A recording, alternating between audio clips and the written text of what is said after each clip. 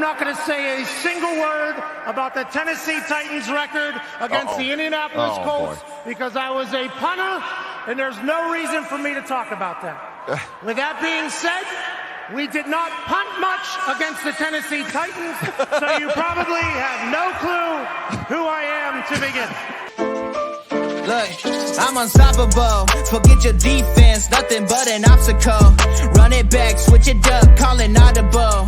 Serving up them Hail Marys till the game over with the showstopper. So hot, you gotta blow on it. I said I'll huff and I'll puff, then I'll pass to my left while I'm looking to my right. Hit him right in the chest. It be looking like magic. Better give me the throne. I ain't talking about Patrick, but I rep my home. I'm never at the end of my zone. I'm bad to the bone. Eating up these pig skins like they chicharrones. And you a douche cabron. Mira, mira at the mirror on the wall. I'm the greatest of them all. They gon' put me in the hall. Your name is only written in a bathroom stall. Quit your stalling and make a play. My drive too long. Pop the clutch, I don't pump the brakes.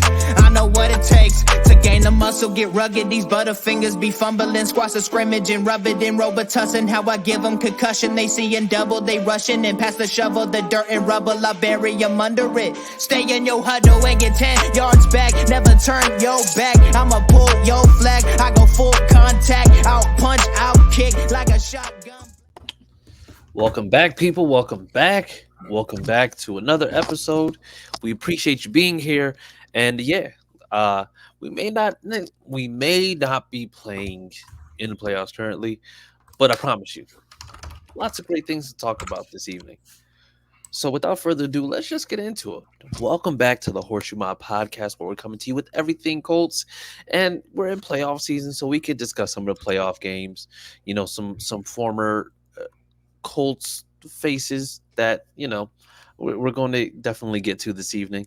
But before we get into that, I'd be remiss if I didn't introduce the guys. So we have with us, coming to us all the way from well, it doesn't seem like Texas right now because it's 14 degrees. So yeah, we'll just go with that for right now. But we have Harish Nukala, everybody. It is nice and frigid. And Chris Ballard just signed somebody else from the bargain bin. I don't believe that. However, it doesn't mean it's not true. Would it shock you? It wouldn't shock me at all. It wouldn't. Yeah. I'm going to be completely honest. And it probably happened. Okay, yeah. No, you're absolutely right. Yes. However, Darrell Baker did get a 1-year extension. So, see? Yeah. But that happened last week. So, you know what? We're not going to do this. And then we have with us the silent assassin, the man who says very few words, but when he does, you're stupid. We have with us Austin Cook, everybody. What's up? I'm Austin. See, look, just like that. He's not going to give you a whole lot, but you know what? Do with that information what you will. We have with us the man who every week, I'm not sure exactly where he's getting this stuff from. He either is making it at home or he has a lot more money than he tells us about. We have with us, with all the Colts apparel, Josh Senior, everybody. It's supposed to be a secret between all the four of us. And you just told everybody that I got some money. Now they're going to be coming to my house. I got to get my gun ready. See, I don't encourage violence. You have now made us all accomplices. Congratulations. Now we've all committed a crime without committing a crime. Thank you, Josh. Josh Senior, everybody. Damn you. And then I'm Chris Jackson. Damn it. Why? Why are you like this? Why do you do this every week? This is who I am, man. Yeah, anonymous Facebook user says, "Man, don't tag me on no team that ain't in the playoffs. Don't worry, your time's coming." Jacoyus Whitman, he said, "How's summer vacation going, boys?" Listen, Jacoyus, it is literally 14 degrees. What kind of summer vacation is this? Right. If this is summer, get me the hell out of here.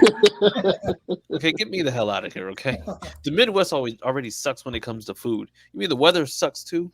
This is nonsense. But whatever. And then somebody said draft MHJ. I wish, but you know what? We'll get into that. We'll get into that. All right. Right after we get into www.fanbattlesports.com.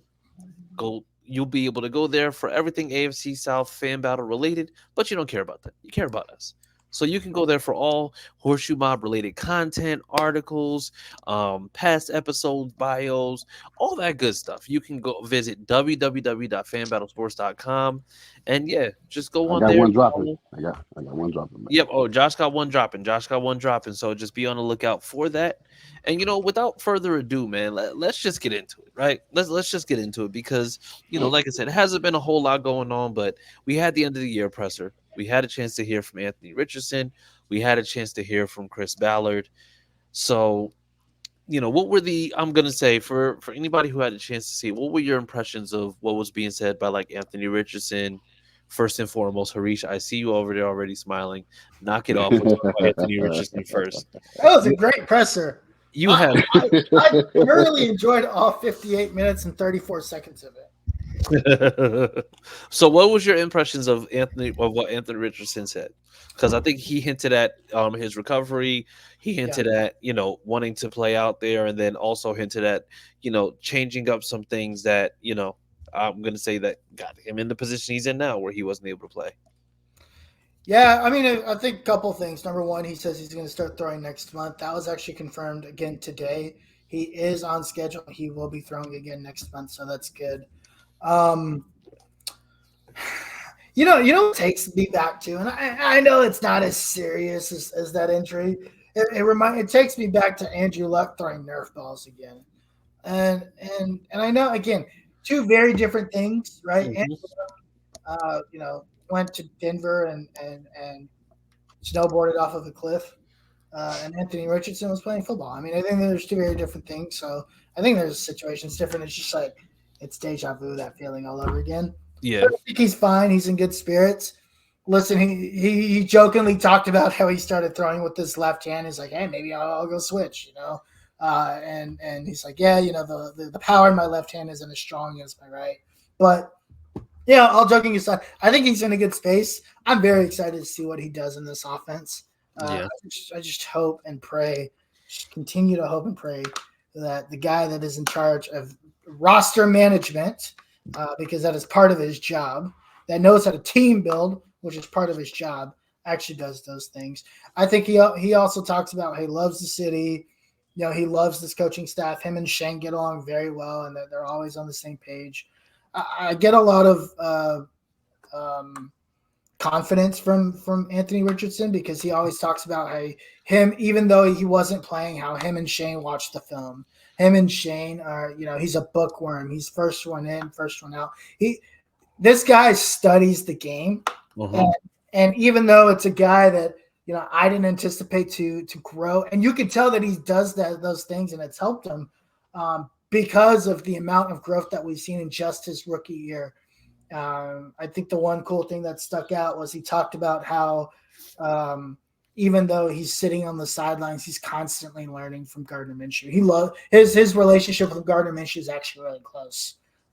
He said that they get along very well. He's very happy for Gardner. He was excited about the way he was that he performed this year. It actually helped him learn a lot from the quarterback position. I think for him, he also said something along the lines of, I still want to be me, but I also understand that there's certain things that I need to do better or do differently to help put myself in certain situations to protect myself. So this guy is a smart kid. For only being 19, 20 years old, he's a smart kid. Gives me so much more excitement to see him grow and develop as a player. Yeah. And we're going to be fine. Yeah. And I'm going to say for Josh and Austin, kind of piggybacking off of that, he did talk about playing a little bit safer. Do we think that, seeing exactly how things happen, right? Do we think that we're going to see a refined approach to what we saw? Because we saw him able to escape the pocket. We saw him kind of improvising in a way, but do we think that he's going to end up, I'm going to say, being able to do the same things, but kind of doing them in a more controlled state, well, for lack of a better term? I think so. He said that he doesn't want to change how he plays because how he plays is where got him where he is now. Yeah. But he wants to be smarter. So I guess more sliding, getting out of bounds earlier, avoiding hits that he doesn't have to take. I think we should see more of that. Is what it sounds like, anyways. Okay. And then Josh, like I said, same point. Like, do we? I'm gonna say it's just like being able to sit back and kind of like take the year to kind of like watch how things are going on. Do we feel like the mental aspect, like being able to sit back and not necessarily do everything on the fly, is going to like? Do we feel like it's kind of helped speed along the development, or do we just feel like it's like drastically moved him forward for what we initially thought was going to be like a much longer process? Well, I think he played 4 games. Him playing 4 games and also sitting out the rest of the games both helped getting in-game experience, and then watching on the sideline, seeing how the highs and lows of winning, and of course losing like the last game of the season, which is very disappointing. So it helped him. It helped his development like a little bit more further going into next season, where, like I said, the thing is that he got hurt on. He probably try to avoid, like both the guys said, avoid those injuries. Those I've mentioned for so long how people, from our fan base and different fan base, like he didn't learn to slide. The hit he got against Titans, it wasn't a slide moment. He was escaping the pocket and he got tackled by 2 guys. Yeah. So it wasn't like he was. I mean, the injury just happened, but the one against the Texans, yeah, he should have sped a little bit more. He got a little slow down a little bit, allowed the cornerback or safety to hit him, to call him and get a concussion. So things like that, those smaller details where he could fix those things by sitting and watching Gardner. We all have made fun of Gardner sliding before the first down marker, which gave us headaches. Mm-hmm. But Gardner was smart. Gardner, he never got hurt yet. He didn't get hurt. He didn't miss a game. Yeah. So those things like that, I mean, those mental things that can help a young kid out that's 20 years old, about to be 21, when a new season league starts. So, I mean, things like that, it should help him. Yeah. Like I said, throwing next month will help as well. He's early than expected, but he's in the right path for us, developing, throwing, everything. Yeah. So we got 2 comments that I want to address, and then we'll go on to the next thing, because like I said, we got to go on to the second part of the presser that I'm sure Harish is dying to get to. Can't wait. My favorite presser of the entire season. Oh my God. All right. So Jay Ramirez says, y'all think the Colts would have beat the Browns in the playoffs? I don't know. Depends on what Gardner shows up. It's just, you just don't know. There's no consistency there. Yeah. I say no. Yeah, I just don't think they can overcome just the inconsistencies of Gardner. Yeah, I think their defense was kind of hurting. I think it would have been definitely different than the first game we played them. Mm-hmm. But we don't know. Yeah. Plus, I think I'm not comparing the two, but I think there's a difference between somebody like PJ Walker, who can escape the pocket, and Joe Flacco, who is old enough to remember, the day that He-Man debuted on like live television. So, kind of go with that, what you will. He is only like 3 years older than us, right? You guys realize that? No, he's older than me. He's older than me. So he's old. What is he, 39? Yeah. Oh, okay. Oh, wow. He's like, yeah. He's up there. I'm 30. I'm 38. Yeah. He's older than 38? Yeah. Oh, wow. That's what's up. I thought they were like 32. Well, I feel bad when you say he's same age as us. I'm like, oh, that hurts. No, he's older than us. That caveat. He's older than us, sir. All right, let's just get that up. And then Jerry Gallardo says they couldn't beat the Browns with PJ Walker, and it's funny because prior to this, Jerry Gallardo had 0 to say, except for it's just like it was that one play versus. He a Saints fan. I don't care about that. Oh, he a Saints fan? Oh, okay. Jerry Gallardo's a Saints fan. So Jerry, you a Saints fan, bro? Bro, I have never been surprised at how many 2-teamers are in this group. Let me explain this, Harish. I know you said that your wife is Cowboy fan. This guy was at a game wearing all Saints gear, saying that he's repping the Saints because of his wife. There's no way I'm ever doing that. I don't care. Oh no, absolutely not. Yeah, I don't care if my wife's a Cowboys fan. I'll never wear anything Cowboys. When we moved out to Kansas City, Chris wanted all Chief stuff, all everything. We went to the stadium on a tour, and I went there with my Colts stuff on. Yeah. Like, there's no way that you're going to get me to wear an opposing team's gear for anybody. Okay, Jerry, like, you're a sellout. Dang. Sold. Yeah. He's sold. I ain't doing that. Don't care.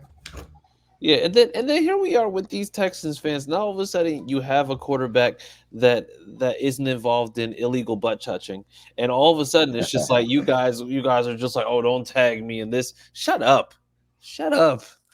Because we know that once Bobby Slowick leaves, things might be a little bit different. But you know what? I'm not going to slander no Texans fans right now. So yeah, we're just gonna go ahead.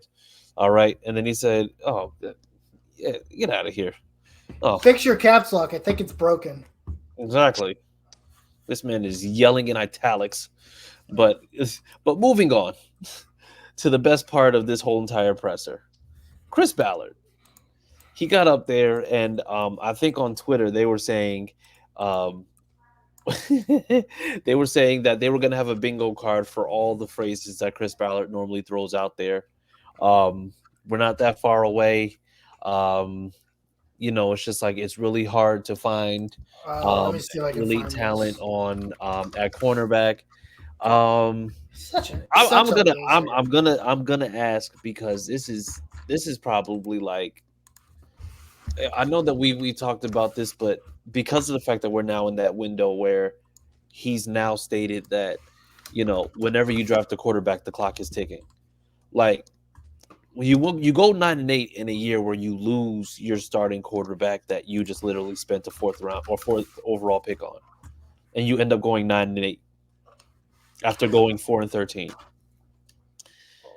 So, I mean, for me personally, with this team being more successful than they were supposed to, because this was supposed to be an evaluation year, but this team was more successful than what they thought they were going to be, is the clock ticking on Ballard to actually go and just get the team together now that they see that there's a product out there that has actually worked?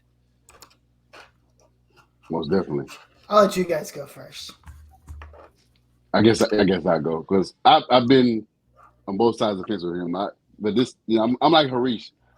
I tried to be patient, allow him to build a team as he see fit, because we're a young team. But I'm tired of the same thing after a disappointing season. I screwed up. I know I screwed up, and we got to do this, we got to do that, and it's the same phrases, same things say every year.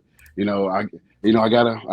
It's my job to make sure this team is, at this level, we're playing at this level. Yeah, it sucks to me. I want to win the division. I want to win this. It's like, okay, you want to win it, but you got to put a product on the field to get to that point. He's not done it yet.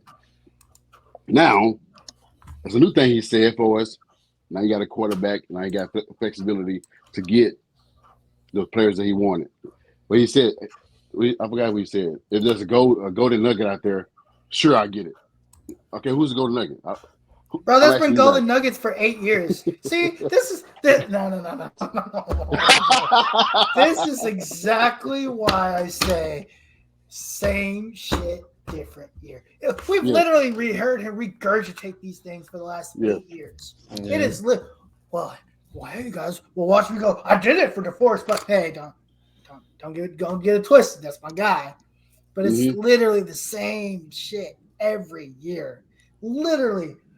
But this year here, there's a twist, guys. There's a twist. Yes. So for the last 8 years, the twist was the clock hasn't started because I haven't drafted a quarterback. Now the clock has started, so now the narrative's changed. See, Chris Ballard is moving goalposts to continue to steal money from this organization. And this year, the new goalpost is now I have cap flexibility. He had cap flexibility before he got the quarterback. He just decided to use it and go on buy, the quarterback. Expired milk. That's what he used the cap space before. But now, not all the cap space. He's got cap space. There's room for flexibility. Bro, it's the same stuff. I'm looking at this bingo card. You want me to share this bingo card? Can we share this? Yeah, please do. Please share my screen. This is literally the most volatile thing I've ever seen in my life. And while you pull that up, I'm just going to go through some of these comments because Texans fans all of a sudden have been coming out from under the rocks and bridges that they troll from normally. Yeah. What an absolute joke. And you know what? Look, I'll say this. He probably says it like 15 times a damn press conference. Look, we really like this. Look, I'll say this. Shane is very good. We like our guys. He literally says this.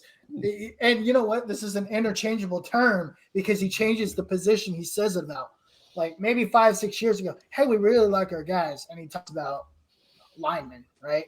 Last year, we really like our guys. He talks about the wide receivers. Hey, God, we really like our guys. What is it? What is the famous word? Cornerback is really hard to play. Yeah. Jesus Christ. So let me point out my favorite from this one. The top left corner. Look, I'll say this and then free space because it is he will say look, I'll say this. And then he will go and just say something. It's just like, look, I'll say this. Gardner played some good football for us. And this is in regards to what they're going to do in terms of retaining certain people or doing certain things. So Yeah. I hate how accurate it is because this right here lets you know that, this is predictable as hell. You know what I thought was really interesting about this press conference? Number one, Ballard has aged like 50 years in the last 8. Oh, yeah. Number two, he was like this the entire time. He literally sat like this the entire time.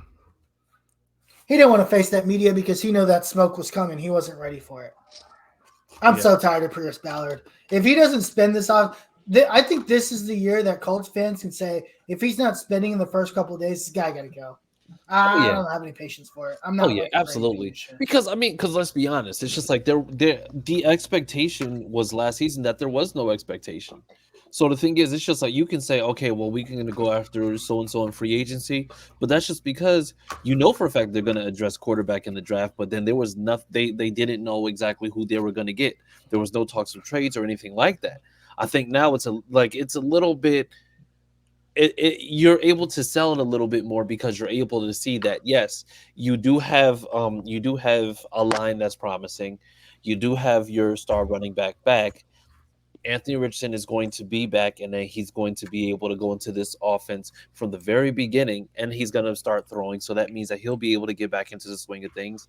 And then all you need, like if you're trying to sell this team to, let's just say, a cornerback that wants to come in, then you have all the means to be able to do so because you can sell them as a missing piece. But what we're not going to do is we're not going to sit there and say that we can sign people on the level of Isaiah McKenzie and then say, oh, yeah, that's all we needed to compete. No, because I will say, too, is that him getting Samson Buckham on a 3-year, $9 million, that was a steal. Even though it was cheap, it worked out for us, but it can't happen all the time. Yeah. It cannot happen. Well, but also Samson Buckham worked out better than expected. Samson Buckham, I'm going to say, exceeded the expectation for somebody you signed for 3 years for $9 million. But the problem is that somebody who just randomly exceeds expectations, and why are we? Oh, you. this guy bingoed his board. Yo. He has some work to do. We're growing to it. Shane is all ball. Sips on Propel. And then I believe what was this one? I believe our starters are gonna get something about getting going. But yeah, that's literally what this has turned into. Oh, I believe our staff and where we're going. Yeah. So yeah. He mentioned the tag that he don't mind, franchise tag he don't mind using now. Oh, there you go. The franchise tag is a tool. Look, I'll say this. The franchise tag is a tool. We like our guys. I love Michael Pittman. Michael and I had a long talk yesterday. We talked for like 8 years yesterday, but it was all yesterday. Michael's a great kid, and we'll continue to sit down and talk. That's literally what he said. Yeah. The franchise tag is a tool. We want to get something done, but the franchise tag is a tool. we're always looking to add. Always looking to defensive add. position. We love competition, and Shane is all ball. Shane is all ball. And, Yeah. And look, I'll say this: Jesus Christ, dude, can you tell us something of substance? Like, tell us how you're actually going to start winning football games for this damn team. So and the thing is, and we've also had some names kind of pop up in terms of guys who are going to free agency. Jeremy Chin from Carolina. Brian Burns might be hitting free agency. Like, the thing is, you can possibly grab one person out of free agency and you'll literally be able to possibly remedy a whole entire unit because you bring in somebody who's a veteran, who's proven. If you bring in somebody, let's just say, for example, and I'm not saying that this is the case, but just saying it's a possibility. You bring in somebody like Brian Burns on the edge, that means that you now have a certified edge that you'll be able to go with. So now you know that the only thing that you need to do is either build at cornerback and wide receiver in those first 2 rounds in the draft, so that this way you make sure that everything's going the way that it's supposed to. But you can't just go ahead and, and once again, it's not taking anything away from Samson Ebukam, but you can't Samson Ebukam your way through free agency because it's continuous. They do well enough, but they're not guys who are out there just automatically changing the game. And not only that, but what is going to be the deal is in terms of Grover Stewart? Because Grover Stewart himself, if he hits free agency, that means that you lose that duo on the inside, which means that now you're not going to have nearly enough pressure as you would normally going into the middle. So, I mean, it's I don't know, but I want to hear you guys' like I said, is the clock ticking on Ballard to really just go and make an meaningful move? That shit expired. Well, with you, he did. It expired 2 years ago. That's why I'm asking Josh and Austin, because I know that it expired with you, like back when we had Brissett. Yeah. Yeah. I've been kind of the same with Harish, but I've been giving him a pass every year. Like, okay, well, he had this guy. He had Matt Ryan. He had Carson. He had Jacoby. I've been giving him a pass, but I also be like, you know what? F that pass, because every year he sent me the same thing. We're going to fix this here. We're going to fix this. We're going to plug this hole. We got so many holes to fill. All the excuses to sell me on a new season is like, you know what? You sold me a lemon, and not anymore. So yeah, it expired, man. Well, not expired, but it's the clock been ticking. Yeah, he got to do something. He has to improve his team. He got a good quarterback. He got a damn good coach. The coach actually saved his season. Because if we didn't have Shane, he'd probably been fired. Shane actually did this with a backup quarterback that the other team really wanted. And Shane did this with a team full of with not even a full team the whole entire season. Because at some point or another, people were missing on every single level on offense and defense. Right. And I'm sorry, go ahead, I cut you off. I'm sorry. You're good. It's just the secondary. I mean, same thing about it. Saying it was secondary. It's my fault. He's like, they wanted this, but I wanted to go young. So you went against your guys. You went against your coaches, the coaching staff that wanted some veterans, and you said no. You let it go young, which hurt us. It's just, as you guys can see, it hurt us. Then you turn around and re-sign those same guys back. So it's like you're stubborn. Yeah. He's very stubborn. He's like Harish said, he's stealing money. He's about to be on 10 years. He's been going on year 8. He's about to be 2 years. This guy's been here for 8 years. That's crazy. Has it been 8? Yeah. Bro, he's playing for his 9th year. Because he got here the year before. Look, so he got here for that 4-12 season. Yep. And then he was here. So 7 years. 7 years, because that was coming up. No. He got here in 2016. Yeah. He got in 2016. This is year 8's coming up. Yeah. But still, the thing is, it's still a long time to only have gone over 500 for the 3rd time in his tenure. He is the Marvin Lewis of GNs at this point. I hate that comparison because it's absolutely. I do agree, though. I do agree. Yeah, I do agree. That's what he is.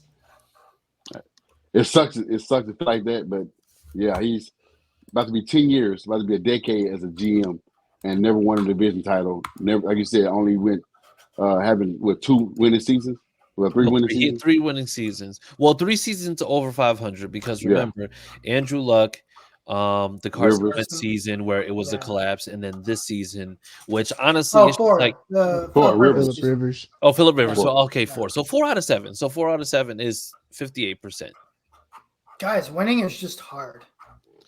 Yeah, he said that too. Don't do that. No, don't do that. Don't do that. That's what he said. I knew exactly. We're analyzing the press conference. No, we're analyzing the press conference. That's what he said. Analyze these. That's actually the first thing. It's hard to win this league. It's hard to win this league.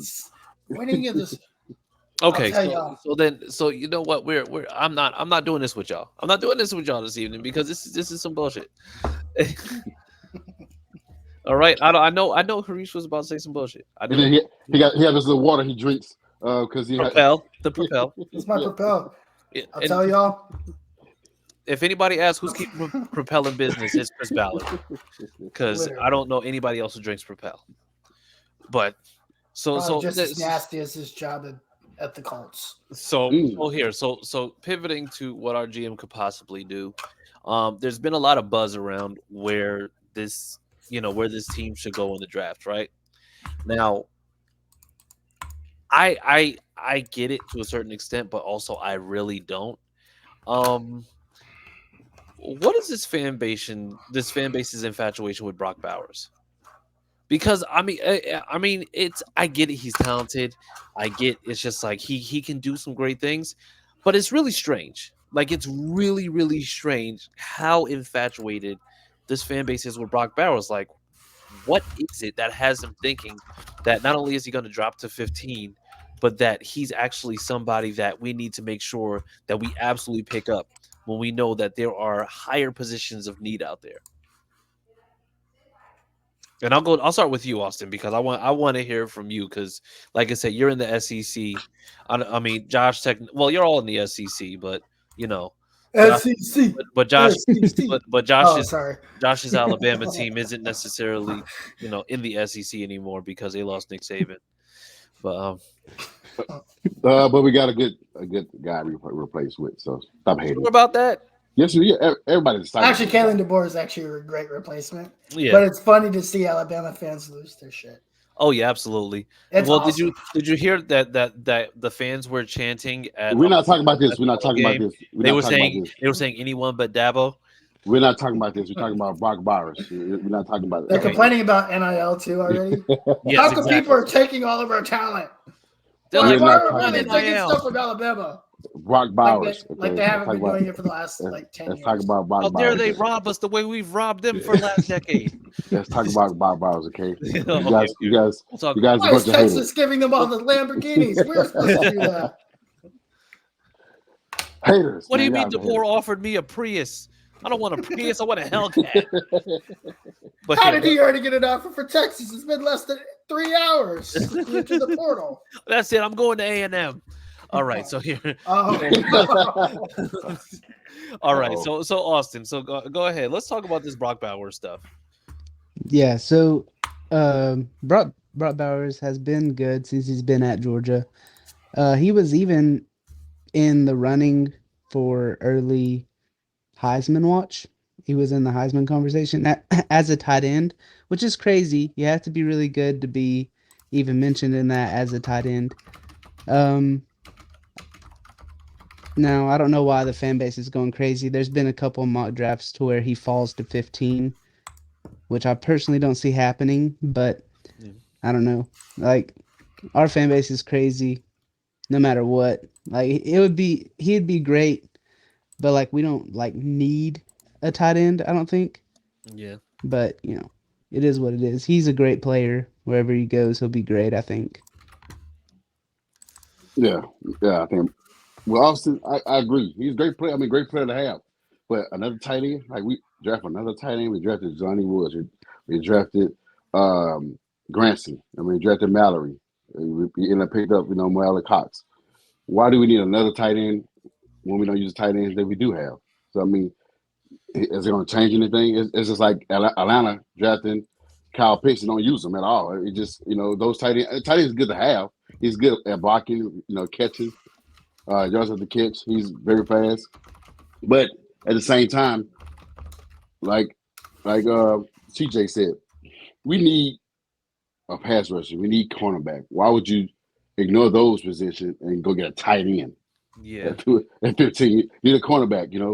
I am biased. I would go with Kool-Aid. But I'm sure you guys wouldn't disagree with that.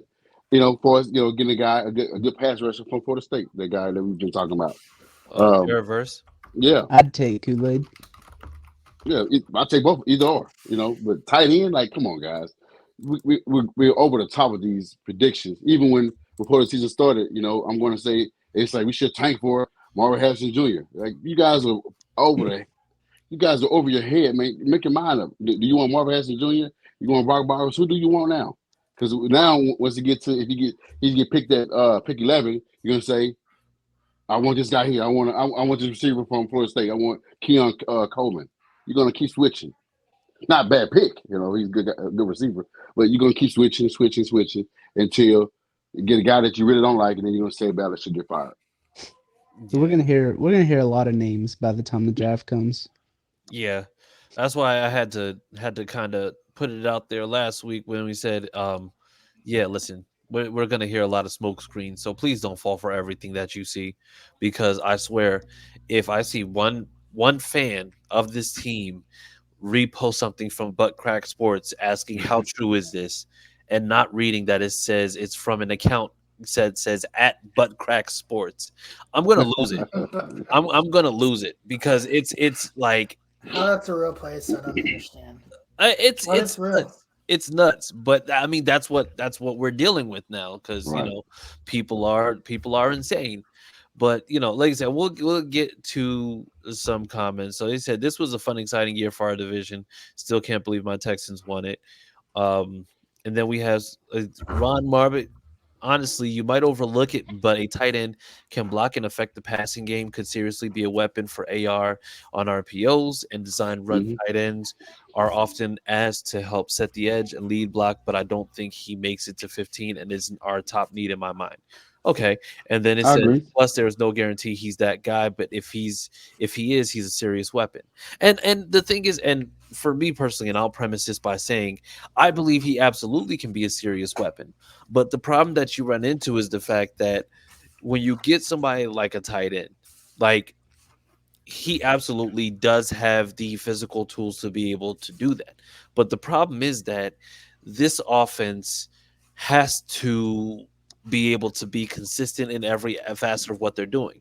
Now, mind you, I'm not saying that he is the exact same, but I'm just saying that we might have already found that guy in Will Mallory, because the only thing that held back Will Mallory this past season was more so the injuries. There were plenty of games where he was in it, where he has the size, he has the speed to be able to go out there, check and release, be able to block, go on routes, do what he's doing. But once again, it's just injuries. Now, the thing is, if those injuries will persist, then it could just be that he's somebody who's injury prone, but we won't know, because he kind of had struggled through this first season. But for me, once again, if you are able to get a guy and a pass rusher, especially in this, and if Jared Verse is as good as advertised, you end up having a defense that's going to be able to just consistently cause fits for teams. I mean, if you think about it, look at Myles Garrett this year. Myles Garrett was affecting the way that teams had to block, in a way that he brought pressure on his side and was able to let Clowney kind of go ahead and just have those types of rushes, or have those things done that he was supposed to be doing all this, like, this whole time in his career, but never was able to do. Clowney played for the Ravens. Or not, I mean, not. I know you're talking about, though. Yes. I thought Clowney. I don't know why I thought Clowney. He was there last year. Yeah, he was. I don't know. He's been on a lot of teams, but the thing, but I mean, but we're talking about, like, in totality, how teams are playing these guys and how they're playing coverages, how they're playing, how the, like, if you have to block, and I'm not saying Jared versus Aaron Donald, but if Jared Verse is drawing double teams, you're going to have to go ahead and send that somewhere else. And not only that, but if you have DeForest Buckner on your line, and then you also have Jared Verse, that means you have to keep in extra people to block. and they're not going to be able to move their offense the way that they normally would. Yeah, so I was looking at tight end targets for the year, and the Colts, about 20% is what their tight end target percentage is of all passing plays. Kylan Granson had 50 of the 119, and he had 368 yards. He only had 30, it had been used with the last 8 games. He had 30. Yeah, he had 30 catches for 368 yards. He's already underutilized, in my opinion. Yeah. I think Kylan Granson is the best tight end we have on this team. I know a lot of people love Jelani Woods and his upside. Kylan Granson is a guy that is a yak guy. That's literally what he came into the league for. And we had small glimpses of that this year. Averaged about 8 yards a target, which isn't great. But then again, Gardner Minshew is throwing him the football, and his target percentage is like 49% or something ridiculous like that. I don't think we utilize the tight end effectively in this offense. Now, is that a talent thing? Potentially, I don't know. I think we are fine with Jelani Woods and Kylan Granson. Yeah. Number 2, I don't think Brock Bowers falls that far. Number 3, I'm just going to go ahead and stand out there because that's just what I do, and I'm actually good at this because I stand for CJ Stroud and look at where this guy is. He's just not a Colt. I'm just saying. I think the best weapon, if we're looking for offensive weapons, the best weapon for this team, in my opinion, is Rome Odunze. I think Rome Odunze opens up this offense in a way that nobody's expecting it to open up. The guy can catch it short. He can catch it long. He's an excellent route runner. I mean, even look, the national championship game wasn't a good representation of what he's able to do. You saw him get open to Michael Penix not be able to get him the ball. But you have a guy like Anthony Richardson that will be able to get him the ball. He can run screens. He can beat the defense over the top. He can, run a 5-yard out. He can run a 5-yard post. He's like 6'4". Shit! Damn. He's like 6'3", 6'4". He's a big dude. Like, people don't realize how big Rome Odunze is. I want to say he's like 6'3". Yeah, he's 6'3". 210? Yeah. He could be somebody that, honestly, depending, and it's crazy that I'm saying this, but depending going 40 times, I think he's somebody that could end up potentially going like middle of the first round. He's probably in that area that we're looking at. He's 6'3", 215. And you have Michael Pittman on the other side. Who is the mirror of him? Not really. I think he's faster than Michael Pittman. I think Michael Pittman's more of a possession guy. He's more of a big guy that just goes up and he can just get the ball. He has speed. I mean, but I don't think he's faster than Rome Odunze. I think you again just add another dynamic to this offense. Yeah, I did see that though. I did see that, but I think when they mentioned his name, they thinking that possibly Pittman leaving and let's got to replace him with. I think I want to keep Michael Pittman, but they were saying that if Mike Pittman does leave, that would be the guy to replace him. That's what I saw. I hope Michael. Look, remember, the franchise tag is a tool, Josh Sr. So he ain't going nowhere, bro. The franchise tag is a tool. I hate it here. It's a tool, my guy. That tool will be used. Michael Pittman Jr. will be a Colt next year. So let me ask this, right? Because like I said, we're going to kind of get out of here. I think we're going to start exploring more of the roster personnel stuff after the break, because after Super Bowl, we're going to take about a 2-week break, and then we're going to come back ready to retool, new look, all that good stuff. But for right now, on a scale of 1 to 10, how satisfying was it watching Nick Sirianni drop the ball with the Eagles yesterday? Because I'll tell you this much.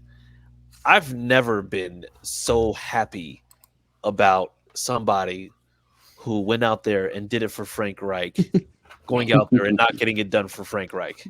Oh, what a loser. He basically did what Frank Reich does.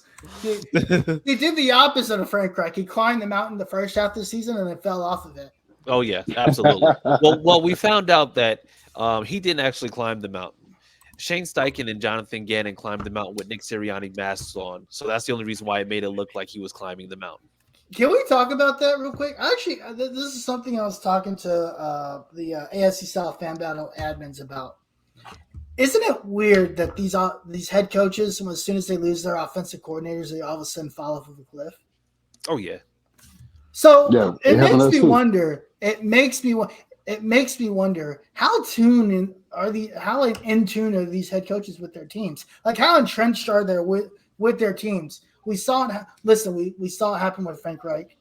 You know, Nick Sirianni basically ran the offense. Nick Sirianni leaves, and Frank Reich is literally the worst coach I've ever seen in my life. That's when his potato-headedness start. We saw it with Doug Peterson when Frank Reich left. He gets fired 2 years later. We see it with Shane Steichen and Nick Sirianni. What do you guys think is going on that these head coaches just all of a sudden fall off of a cliff when their offensive coordinators leave? It's literally the weirdest thing I've ever seen. Well, I have a theory, but I'll let y'all go ahead because I want to hear what y'all got to say about that. Yeah, I mean, I wouldn't say it's like every coach, but like, I guess some of them are like too dependent.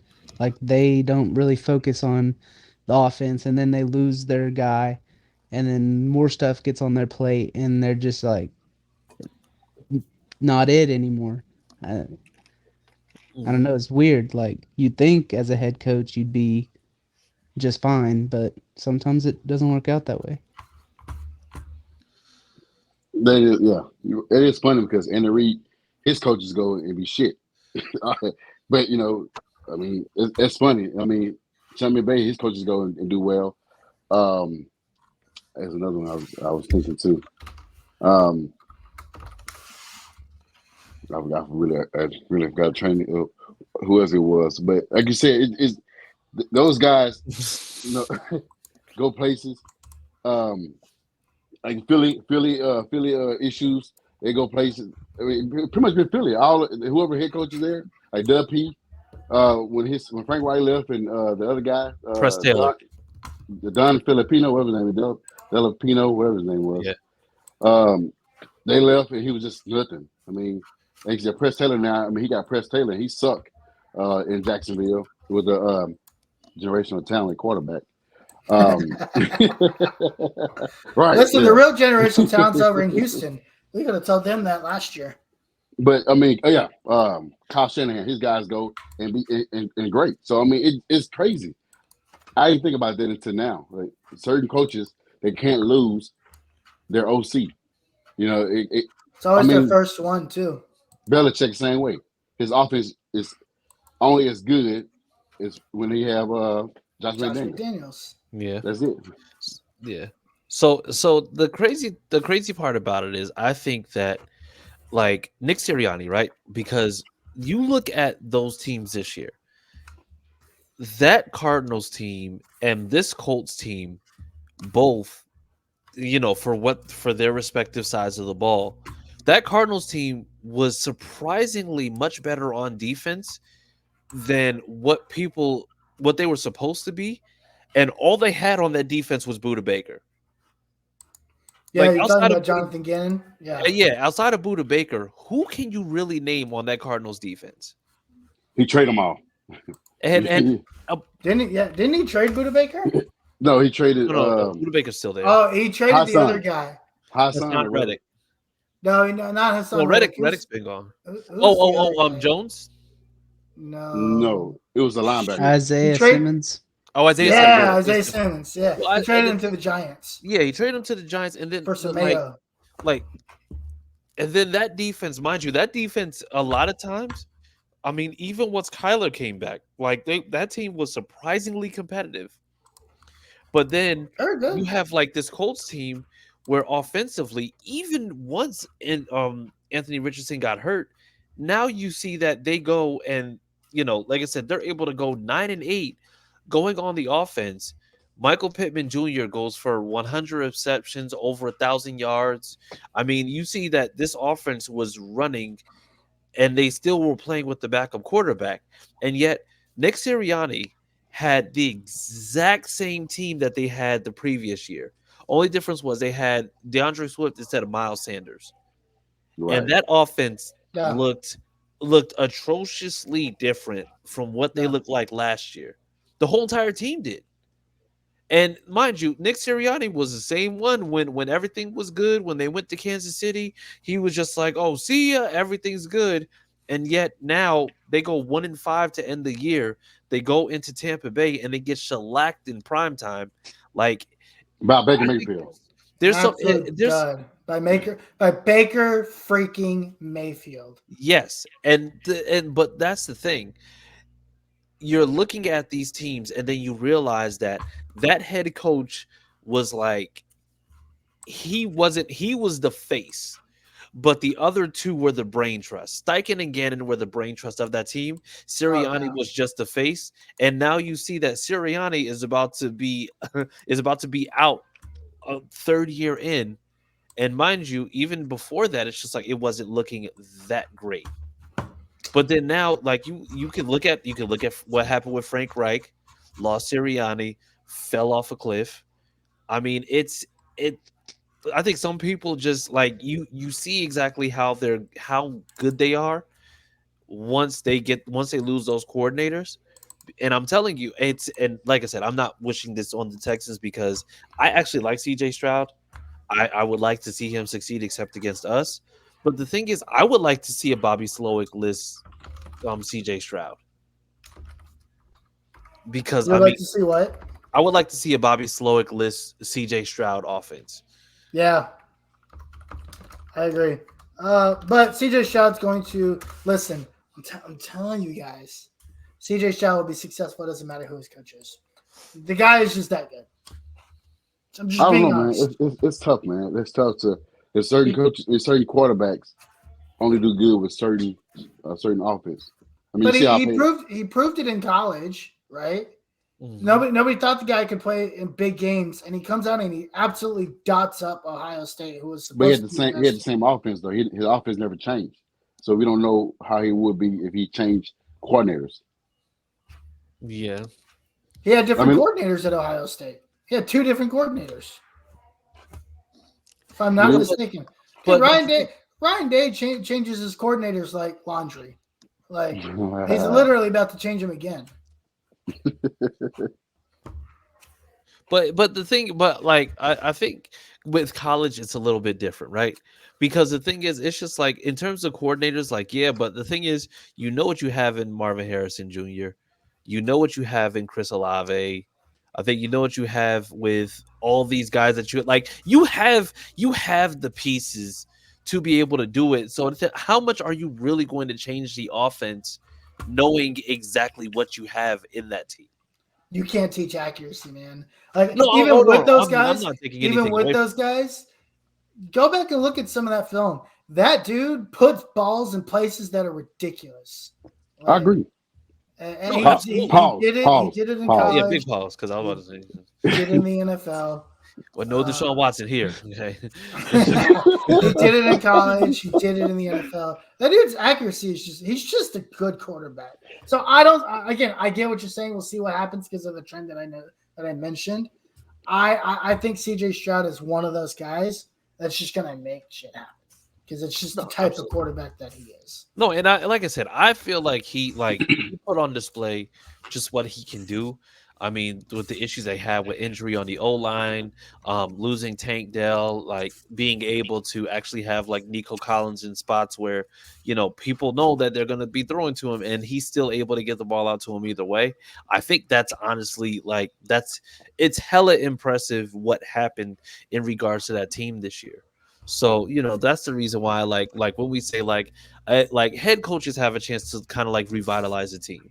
That's why I'm kind of glad that we went a little bit younger with Steichen, because Steichen is somebody who is young enough to be able to kind of evolve with the team, but also isn't too old to be stuck in his ways.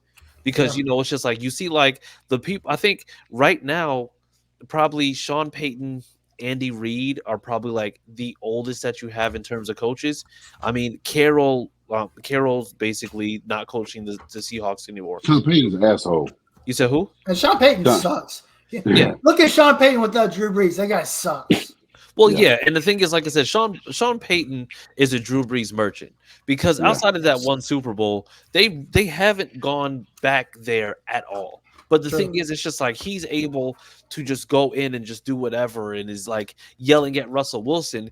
Even though this year alone, Russell Wilson minus some passing yards, he was doing just as well as Pat Mahomes. But let Sean Payton tell it, and he was like playing like complete trash. I don't respect him because of how he did Nathaniel Hackett. I don't respect that. Russell Wilson? No, how Sean Payton talked about Nathaniel. Oh yeah, because he outright and openly just like disrespected him. Like, he had him there last year, and then he tried to clean it up. Like, oh, that's not what I meant. Yeah, it's what you meant. Like, stop being a pussy about it. So yeah, Sean Payton's an idiot. That dude's a moron. Yeah, he is no longer a Hall of Fame coach to me. He's a trash panda. So whatever. And then he said he even called himself a ball placement specialist, but you talk about CJ Stroud. Then he said CJ's still going to be reading defense, making the throws no matter the OC. All right, and that's fair. Like the thing, like I said, we kind of hate it so much. Hey, well, listen, we got our guy. They're gonna build. They're gonna do what they need to do. So it is what it is. All right. And hey, you know what? Maybe, just maybe, you'll be wrong about this the way you're wrong with Sam Darnold. So we're good. We're just going to go in. I'm never going to let you live that down. By the way, that's all right. I guess the right quarterback coach combo just for the wrong team. It's okay, man. Like there's nothing. And the reason why we don't have that quarterback coach combo? Because Chris Ballard is so stupid. He couldn't even lose correctly last year. Well, I mean, from my understanding, Jeff Saturday was supposed to go winless the rest of the season. He ended up winning that Raiders game, but we didn't win another game after that. Idiot. Chris Ballard's like, you idiot. That was more so on Jeff Saturday than it was Chris Ballard. Jeff Saturday did that out of spite. You know what? All right. Well, he's the reason why CJ Stroud is in our division for the next 20 years. He ain't been that long. And on that note, we're gonna get out of here, people. Okay, we're going to. You can see us next week. We will be here. We will be talking about more Colts related stuff, and not only that, but like I said, we'll recap the playoffs a little bit more. We always had this going to be a short episode, and then here we are, an hour in. So this is absolutely insanity. But with that being said, people, where can the people find you on social media? You can find me on Twitter at CookieAustin2 and Go Ravens. Whoa! No 2-team in Austin. What are you doing? We're not in the playoffs. We don't root for other teams, bro. We root for ties. I'm rooting for the Ravens. Oh, no. What about you, Josh? Austin, I really hate these curveballs that you throw last minute. Like, why are you the way that you are? You can find me on Twitter at Who Is Josh Senior. On Tuesday nights with the guys, HorseShoe Mob at 9:30 Eastern Time. Sometime on Mondays with AFC South Fan Battle at 9:30 Eastern Time too. So yeah. What about you, Go VT? Oh, man, you can find me on Twitter at EvilVT. I mean at what? Which one? Am I good or evil? I'm good. You can find me on Twitter at the Uncle Gandhi. Also Thursday nights, 8:30 p.m. Central Time, Texas Longhorn Fan Battle Podcast. Yes, just like I predicted 3 years ago, we run NIL. No, you can't outspend us. No, we're gonna. Steve Sarkisian's gonna get every single recruit he wants, and he's making it happen. We have another special guest this week, Nino Corner Sports, a good friend of ours, friend of the show. Come check us out. 8:30 p.m. Central Time, Thursday nights. Of course, you can check me out with the boys Monday nights, 8:30 p.m. Central Time, ASC Fan Battle Podcast, where we get to watch Sham confess our love of Jalen Ramsey every Monday. It's always a good time. And we also make jokes about, my evil twin brother, who's not really my twin brother. Yes, he is. And you can find me at CJ Colspan on Twitter because we don't call it X over here. And yeah, so you can find me there. And yeah, so just find us here next week, Tuesday, 8:30 Central, 9:30 Eastern. And as always, I know Harish already hinted at it, but you know what? I'd be remiss if I didn't say it. That Sam loves Jalen Ramsey. So y'all be safe, stay warm, and if you're in any bad weather, please stay